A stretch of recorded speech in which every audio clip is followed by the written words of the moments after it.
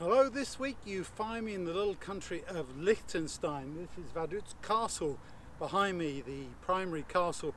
Vaduz is the capital. And this week we're looking at number 4 in the series on Ezra and Nehemiah. This one's entitled Facing Opposition. I always think of castles and I think of opposition, forces fighting against each other. Always been a turbulent history as far as castles are concerned. And of course here we're talking about rebuilding the walls, defensive walls there in Jerusalem, and the opposition that was faced by Zerubbabel, by Ezra, by Nehemiah. We have some material this time from, for example, chapter 4 from Ezra, verses 4 and 5. This is Free Bible version.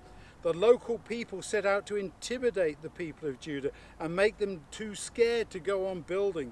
They bribed officials to oppose them and to obstruct their plans. This continued through the whole reign of Cyrus, king of Persia, up until the reign of Darius, king of Persia. This is the problem, isn't it, in life? We're trying to do something worthwhile, trying to do something that is productive, and other people are trying to stop you. Of course, those local people there that occupied that area after the people from Judah had been displaced, taken away into exile, they didn't want them coming back. They'd already set up their own system of government. They had their own lifestyle and they didn't want Jerusalem to be rebuilt. So they did all in their power, either by direct opposition or by deceit, by misrepresentation and so on. Things haven't changed much today. We're also given material from Haggai, Zechariah, who encouraged Zerubbabel and Jeshua to work on rebuilding the temple. That's there in Ezra 5. And then, of course, you have the issues of those enemies writing back to the king of Persia to say, you should stop these people because they've always been rebellious, they've always been problematic. If they rebuild these walls here in Jerusalem, you're going to face problems, they're going to rebel against you again, and so on.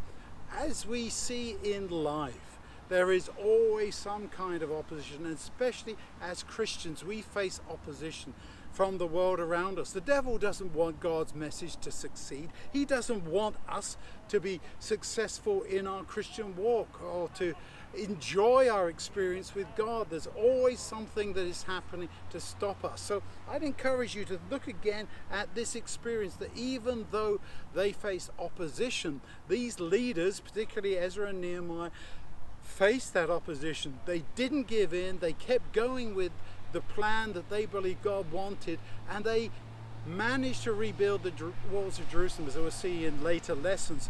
The most important thing, though, is if you face opposition in your life, and I know you do because we all do, trust in God, because He can see you through in the same way that He did to Ezra and Nehemiah and all those Jews who came back from Babylon to rebuild Jerusalem. May God bless you this week as you study, as you think of how they dealt with the problems of life and how we can too.